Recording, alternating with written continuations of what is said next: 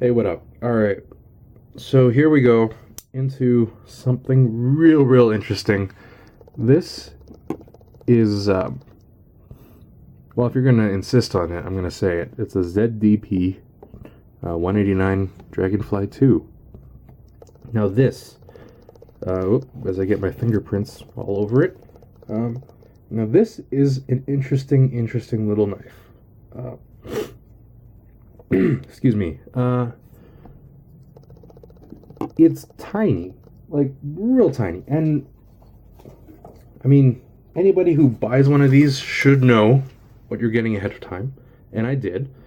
But this is to give you an idea. This thing is tiny. Now, here's the kicker. This is how tiny knives should be made. It's flat ground. It's thin as all, and this is a backlock that I can live with.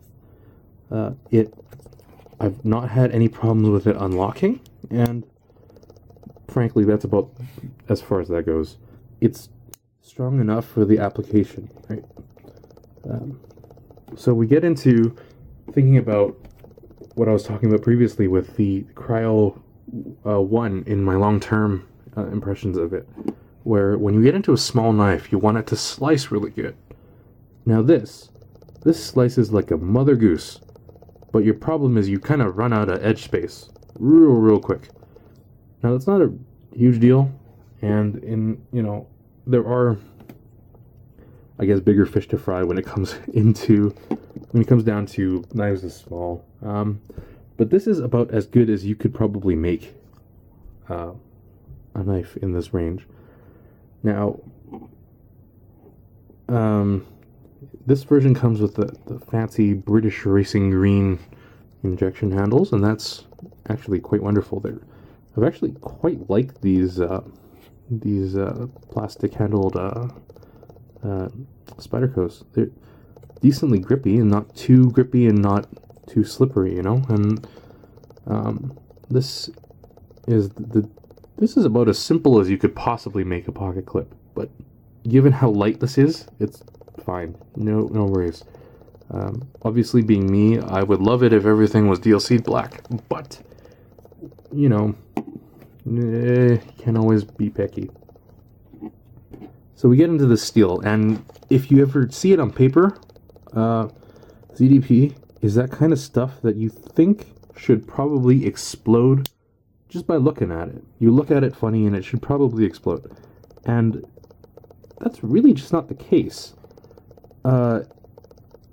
Maybe in another manufacturer's heat treat, it might get a little chippy, and that's what I've heard. I've heard actually not even another manufacturer. I've heard some of the early Cali 3.5s with the outer 410 laminate with ZDP edge have actually been a little chippy, and that's a little bit more difficult if it's a laminate, because then you'll eventually run out of steel to work with.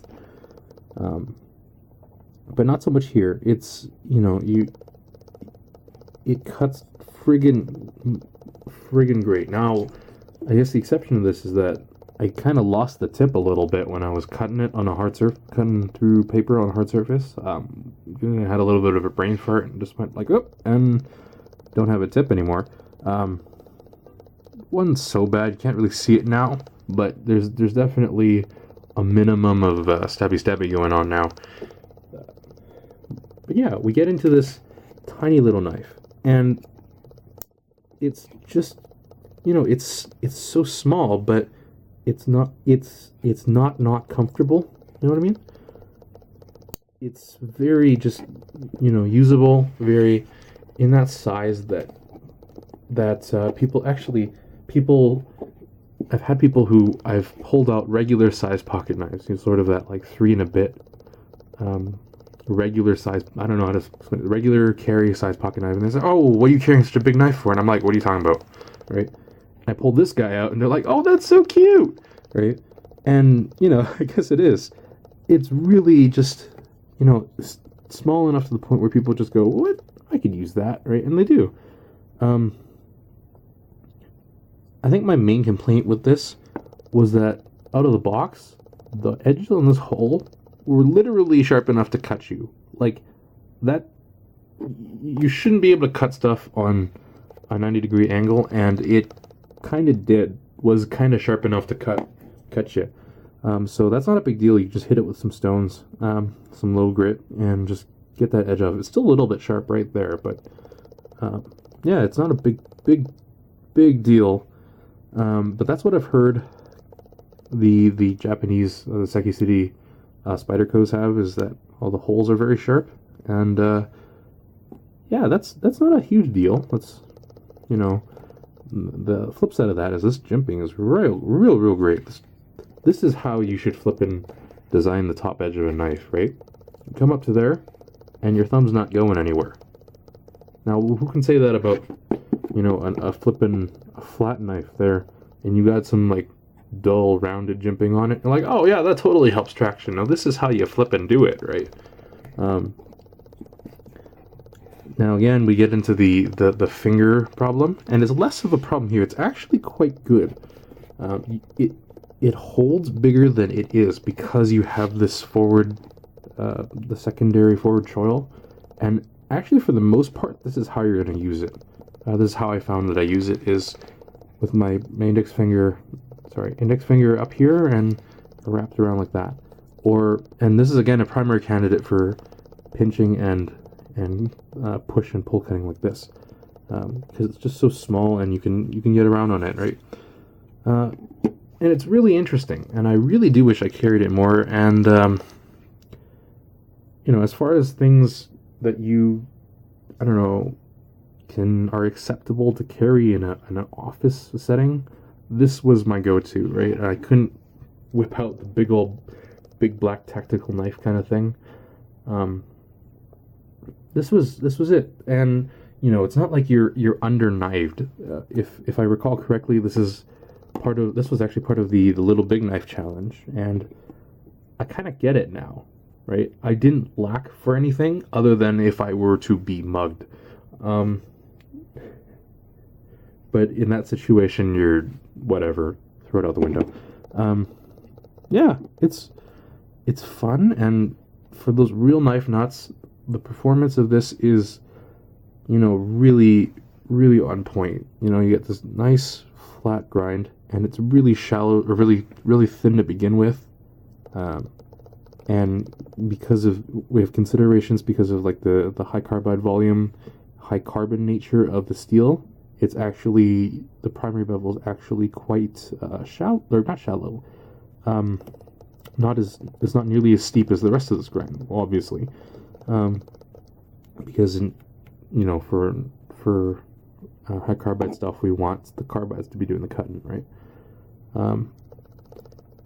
Yeah, it's very smartly made, and it really has become one of my favorites over a long period of time.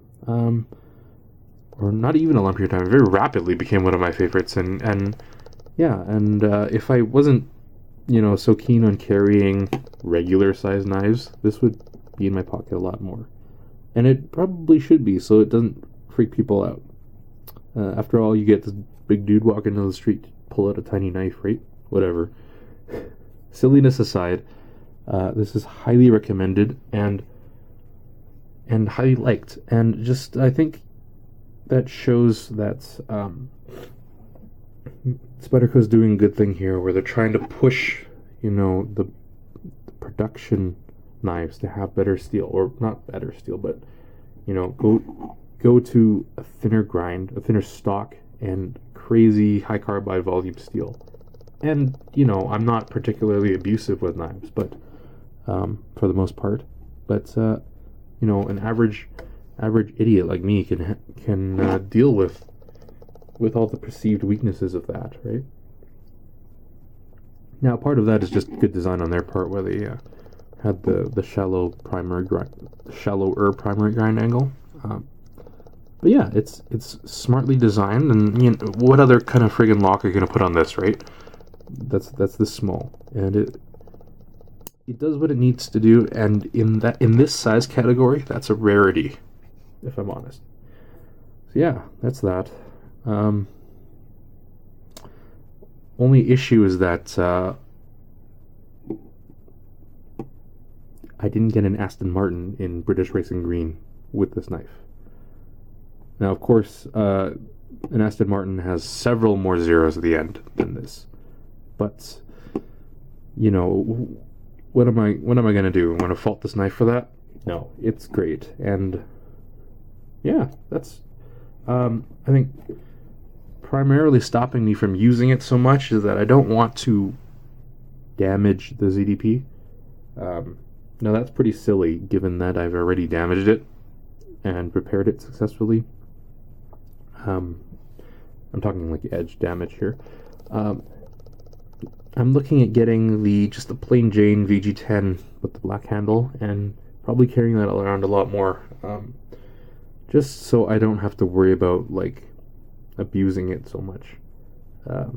And even in like a plain VG10, that'd still be a fine knife, and I'm not worried about that at all. But aside from that, this is fun. I've had a lot of fun with it. It's it's tiny, it's not as threatening, and it's really in the class of the knife that you'd bring to like an everyday work situation to like get stuff done. This was not that bad. I really didn't lack for anything, and especially when you're pinched up like this. And part of what I did was I cut out flipping ID badges manually out of paper. And this is, let me just tell you first of all, this is a much more optimal tool for the job than a dull paper cutter.